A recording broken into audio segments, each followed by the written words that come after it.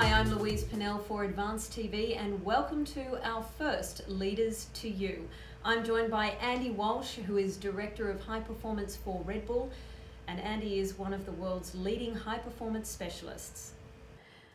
How do you apply your high performance program with regard to teams? I think there's a lot of great information out there on building teams and how you motivate them, how you communicate within teams, how you lead them. And I think these are all brilliant concepts, and I think the business world, actually, we learn a lot from them. We study a lot of the business practices and approaches to help us do a better job with teams on the field, teams in sporting environments.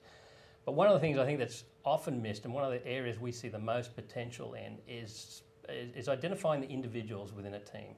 We kind of throw a saying around like great teams are made up of great individuals. So we really focus on, and as a manager I would encourage this, focusing on the people as an individual within your team, making sure they understand what their roles are, who they are, where they want to go.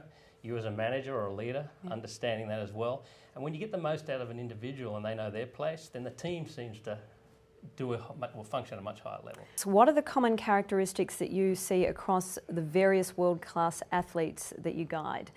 And are there ways we can identify young talent in a business environment? Okay, great. I think one of the key factors in the world class and the best performers, the people that really change the game, I think one of the things that they consistently do is they perform very well when under a lot of pressure.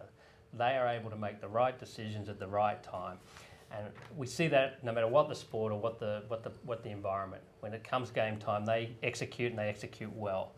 So I think that for us is teaching them how to do that, and again we do that through practice, through repetition, through pushing the envelope, giving them a chance to fail and step back, encouraging them, and getting them so used to that space that then when they work out they do that. So for a business, I think there's some real simple targets in there. You know, create environments for your people to push the limits. Create environments for people to perform right at their very top, right at the point where the pressure is sort of breaking and cracking them, and give them a chance to practice that. Don't do that the day of the big board meeting. You know, step back a few weeks and give them a chance to try it in front of small groups, bigger groups, so that progression's in there. Yeah. And then you start to build that out.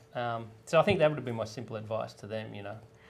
What we've sort of learned over the last few years, and you know, it's probably been the last 10 or 15 years in our business, is that you know you can have these great athletes with great talent, and they do extremely well, and at the end of the day, they win the gold medal, they get the world title, whatever it may be, they break the world record. But sometimes there's something missing, and what we've learned more and more about is the fact that we really haven't paid a lot of attention to the person as an individual, really what they're about, as I said, what their end game is.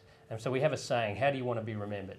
We'll sit down with an athlete right at the beginning with an interview with them, or when they're coming to us with a proposal of a program to prepare them for an event. And we'll just ask them, say, how do you really want to be remembered? Or we may say, how do you want to tell the story to your grandchildren or your kids about how you lived this part of your life and the next part of your life? And what we really are trying to do is we're trying to get them to think beyond just what they do and who they are. And if we can start to bridge that gap, if we can start to get them to think about what they're doing today and tomorrow will reflect forever in one regard, then we can start to get them to look beyond the gold medal and beyond the world title and beyond the fame and the girls or the guys or whatever it is that's motivating them. And I think if we do it, if we're going to be real custodians of these sports and what we're trying to achieve with these athletes, then that's our responsibility. Yeah. I don't do it with a 16-year-old, obviously. It's a conversation for later in an athlete's career. But that allows us then, if something does go wrong, and they don't all win, no, they don't. They do fall. And if they have this bigger objective and this bigger framework that helps support them, they're in a better place to deal with that. Thanks for watching Leaders to You. I'm Louise Pennell for Advanced TV.